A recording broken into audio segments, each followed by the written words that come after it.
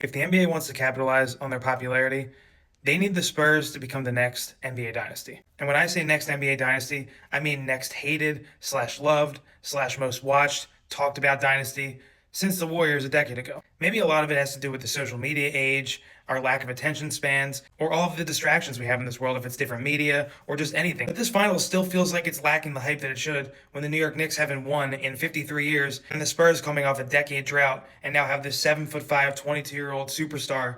Like, this just doesn't feel like it has leading up hype like it should. The last finals that I can remember that felt like it had a lot of aura and hype to it was the Warriors and Celtics in 2022, when Celtics, one of the biggest brands in sports, and the Golden State Warriors, the last NBA dynasty. I don't want to hear, oh, the NBA ratings are the highest in 28 years. I saw the NBA PR came out with this report today.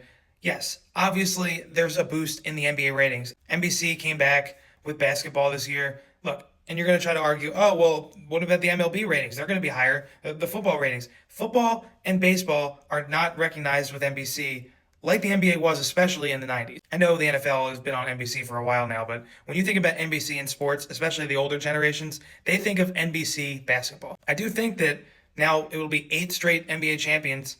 I think that's hurting the NBA hype and the ratings and just the talk around it in general. Look, I'm really excited to see this finals. I think it's going to be a very interesting series, but I don't think there's a great team in the NBA right now. There's really good teams with really good talent all over the league. If the Knicks end up beating the Spurs in the finals, maybe the NBA needs Giannis to come join Wemby in order to create that new hated dynasty that fan interest is craving but is too afraid to say.